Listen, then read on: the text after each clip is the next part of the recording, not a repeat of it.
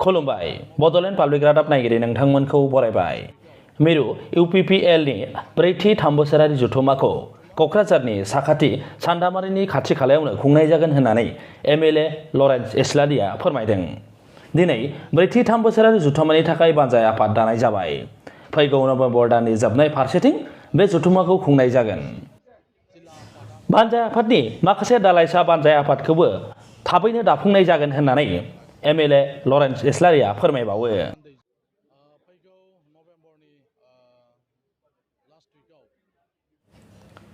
MLA Lawrence इस्लारिया खौरांगिरिनि मोनसे सोंथियाव बिथाङा फोरमायदि BTC-नि बेन्दोंआव ब्रैथि आरो थामथि मासिनि साख्रियाव थिसनथाइ होनो सिगां आसाम सोरखारनाव गनायथि लाग्रोनांगौ। मानोना BTC-नि बेन्दोंआव थानाय ब्रैथि आरो थामथि मासिनि साख्रिनि दानबान्थाखौ आसाम सोरखारासो होयो। बिथाङा बुंबावदि सिगाङावबो BTC-नि बेन्दोंआव थानाय ब्रैथि आरो थामथि मासिनि थिसनथाइ होनायनि सिगां आसाम सोरखारनाव गनायथि लाग्रोनो गोनां जायोमोन। दाबो बेबायदिनो गनायथि लानो गोनां जायो। फैगौ नभेम्बरनि लास्ट उइकआव UPPL हान्जानि 3 बोसोरारि जे जथुम्मा बे जथुम्माखौ क'क्राझारावनो खुंनाय जागोन आरो बिनि थाखाय दिनै बानजाय आफाद दानाय जादों जाहाथे जोङो बेखौ गाहामै गाहाम खुंफुंनो हायो। मानोना जोंनि गासै 10 जिल्ला आफादा बेयाव बाहागो लागोन। 40 ब्लक UPPL निफ्राय बेयाव बाहागो लागोन।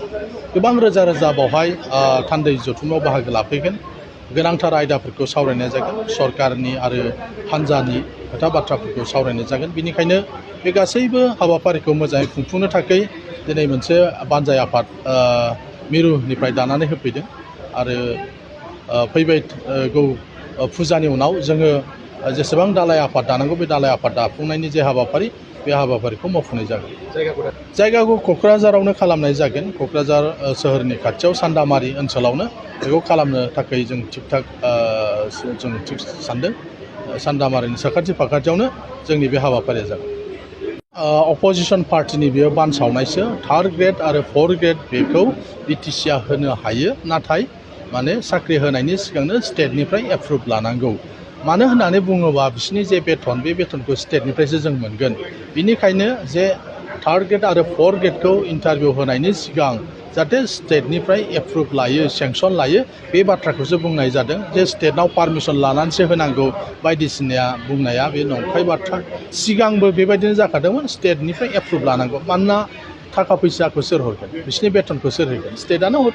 बेनिखायनो जेसेबां पस्टनि इन्टारभिउ जागोन बेखौ स्टेटनिफ्राय एप्रुभ लानांगौ आरो एप्रुभ लाखांनायनि उनावनो BTC-आ गावनो इन्टारभिउ होनानै एपइन्टमेन्ट खालामनो हायो। बेखिनियानो।